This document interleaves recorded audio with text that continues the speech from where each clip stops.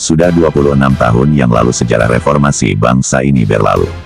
Kala itu negeri ini mengalami krisis ekonomi yang berkepanjangan, hingga akhirnya terjadi satu rangkaian peristiwa yang mencekam dan mengerikan terjadi di berbagai wilayah di negeri ini.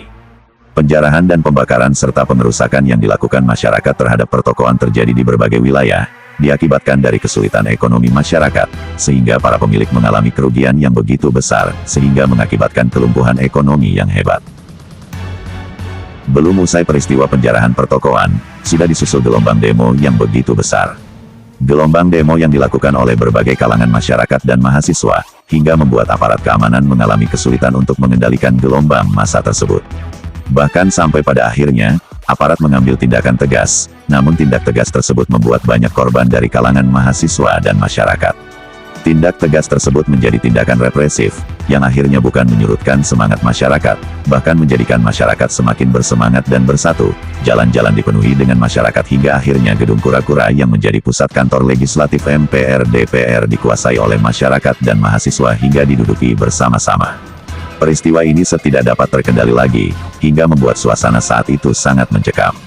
Pada tanggal 21 Mei tahun 1998 rakyat Indonesia secara masif turun ke jalan-jalan untuk menuntut reformasi politik dan ekonomi yang lebih baik.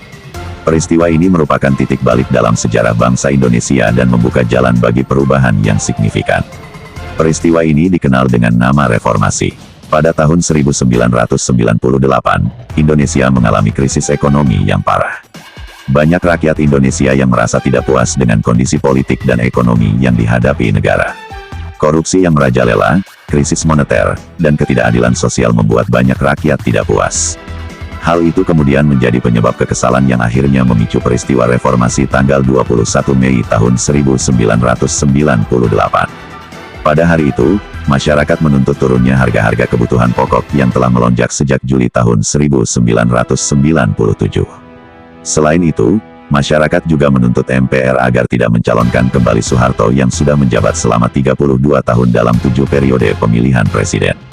Tidak adanya solusi akan permasalahan tersebut membuat kondisi ekonomi Indonesia semakin merosot sehingga menimbulkan ketidakpercayaan dan ketidakpuasan masyarakat.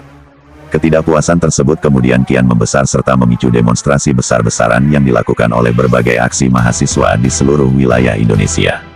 Pergerakan akan tuntutan reformasi semakin memanas ketika terjadinya tragedi Trisakti pada tanggal 12 Mei tahun 1998 yang menyebabkan 4 mahasiswa tertembak mati.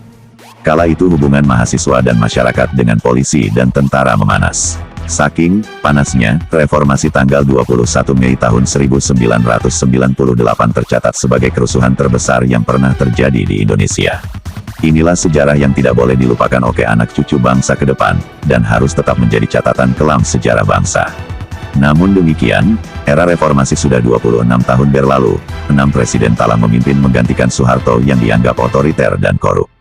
Bagaimana kondisi bangsa saat ini?